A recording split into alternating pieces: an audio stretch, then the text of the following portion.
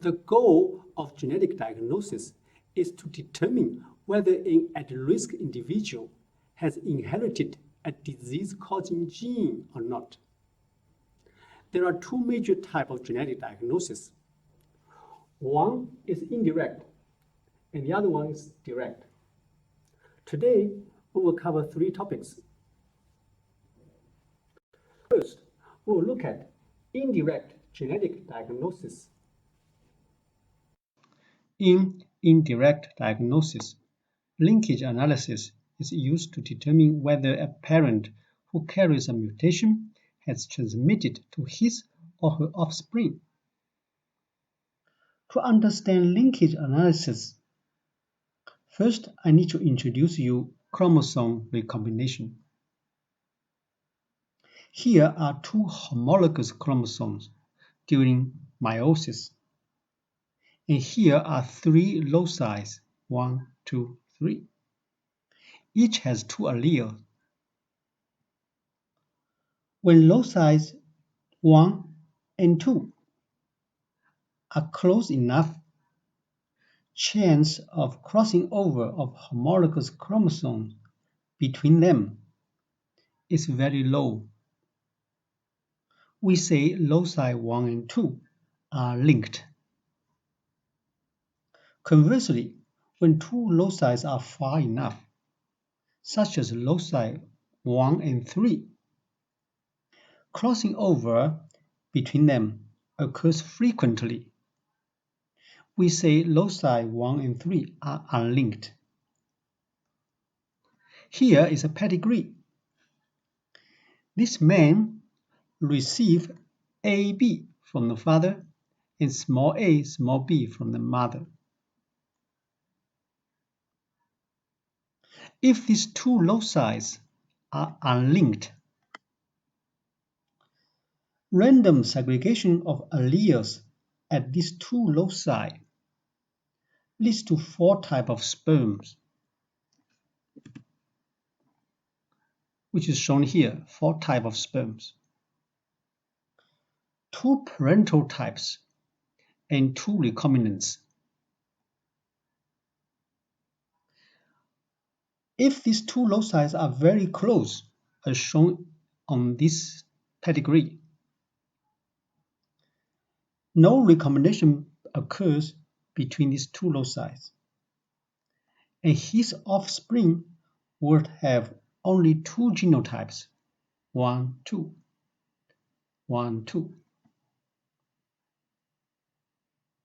Taken together, when two loci are close enough, we can use one locus as a marker to trace the other locus, and this is linkage analysis. Here is a pedigree for Marfan syndrome, showing autosomal dominant inheritance. This woman is affected. Each of her children has 50% of chance to be affected. A marker linked to the disease gene is known. The marker has 4 alleles. The woman inherits the disease allele and allele 3 from her father. For genetic diagnosis, you could just test marker allele. If a child carries allele 3, the child would most likely be affected, as demonstrated in these 3 children. On the other hand, if a child doesn't carry allele 3, that child is most likely not affected. This is the case for the rest 2 children. Therefore, with the marker, the risk for each child, instead of being 50% of recurrence risk, is much more definitive. Indirect diagnosis has certain advantages. First, disease-causing mutation does not need to be identified. Second, indirect diagnosis is especially useful when there are many possible disease-causing mutations at locus. Indirect diagnosis has disadvantages. Even for closely linked markers, there's a small possibility that a recombination that would lead to an incorrect diagnosis. Second, multiple family members must be typed in order to perform linkage analysis. Third, polymorphic markers are not always informative about linkage phase. Now, let's move to part 2. We will look at direct genetic diagnosis. For direct diagnosis, the disease-causing mutation itself is tested directly. This can be done in several ways. Here are some of the most common techniques for direct diagnosis. One is allele-specific oligonucleotide probes. Second one is DNA sequencing. And the third one is DNA chip. This technique involves the construction of short DNA sequences, also called oligonucleotides, of about 20 base pairs that exactly complement either the mutated sequence or the normal sequence. The labeled oligonucleotide is then used to probe DNA from the individual in question. This DNA may be placed, for example, on the dot blot. Successful hybridization of an allele-specific oligonucleotide probe containing the mutated sequence indicates presence of mutation. Hybridization of a probe for the normal allele indicates presence of the normal sequence. Hybridization of both probes indicates a heterozygote. This is a machine for this assay. In each of these wells, you will first add sample and let it air dry. Then you add a probe. When the sample hybridizes with the probe can be detected by a chemical reagent with change in color. For illustration purpose, a hybridized sample shows red color here.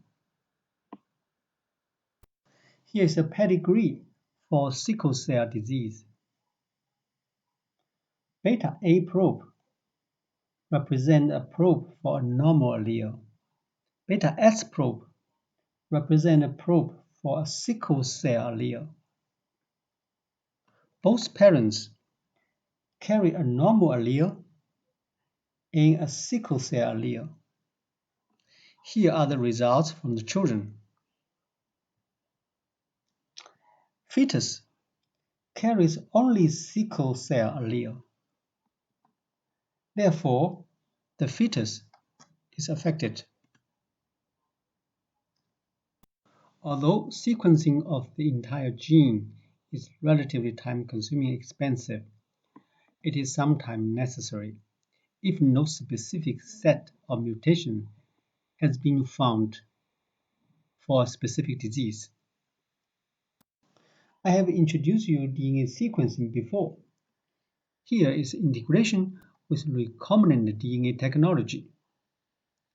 Very briefly, 4 separate reactions are performed using dideoxynucleotide. And DNA fragments are separated on a gel.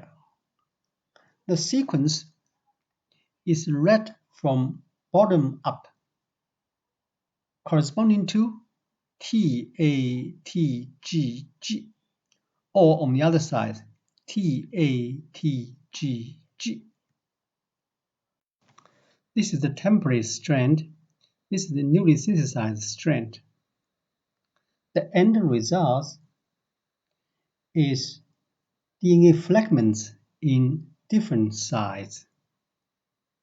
Typically, the sequencing results are presented in sequencing chromatogram.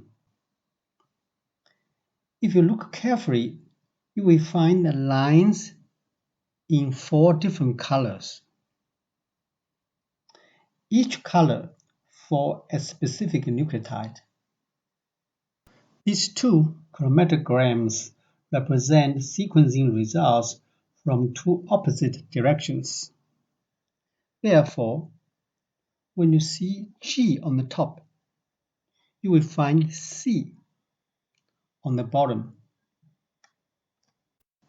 DNA chip is also known as a microarray.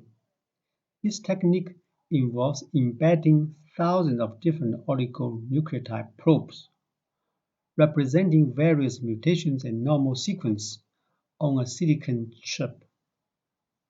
Patient DNA from specific regions is amplified by PCR, tagged with fluorescence label, and exposed to the oligonucleotide on the chip. The sites of hybridization on the chip are recorded by a computer. Each cell of the chip contains single-stranded oligonucleotides with a specific DNA sequence. The sample DNA will only hybridize with probes in the cells that contain the exact match. Genotype for the test sequence can be inferred from specific cells where hybridization occurs. Direct diagnosis has certain advantages. Because mutation itself is detected, family data are not needed. Direct diagnosis can be performed on any individual. Errors caused by recombination is not a factor, so diagnostic accuracy is higher than in indirect diagnosis. Direct diagnosis has certain disadvantages. The disease gene must be known before the technique can be used. Allele-specific oligonucleotide techniques are limited to diseases in which most cases are caused by relatively few mutations. Now, let's move to part 3. We will look at applications of genetic diagnosis. Genetic diagnosis can be used for carrier diagnosis, pre-symptomatic diagnosis, preimplantation diagnosis, and prenatal diagnosis. Individuals with a family history of autosomal or X-linked recessive disease may wish to know whether they are the heterozygous carrier of the disease. This can be established by carrier diagnosis. For some X-linked disorders, carriers may have clinical and biochemical manifestations that can be used for diagnosis. For example, carriers of Lowe syndrome have lung opacities. Carriers of Apert syndrome have hematuria. Biochemical manifestations refers to changes in the level of specific proteins, enzymes, or specific chemical. For example, female carriers of Duchenne muscular dystrophy typically have a higher level of creatine kinase than women from general population. Individuals at risk for developing a genetic disease with a delayed age of onset may wish to know whether they have inherited a disease-causing mutation. Examples include Huntington's disease, familial breast cancer, hemochromatosis, adenomatous polyposis. For pre-implantation genetic diagnosis, embryos derived from in vitro fertilization can be diagnosed by removing a single cell, typically from an A cell stage, as shown here. Pre-implantation genetic diagnosis can be used to determine fetal sex. For chromosome analysis and for direct mutation analysis. Prenatal diagnosis has three purposes. First, to enable medical and surgical treatment of a condition before or after birth.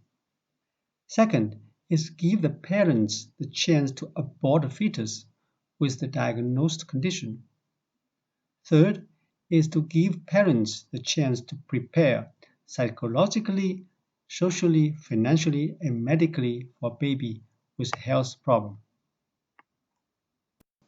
General criteria for prenatal diagnosis are the fetus has a high risk for severe disorder. Reliable prenatal test is available and is acceptable to parents. Early treatment is available. These are the types of prenatal diagnosis.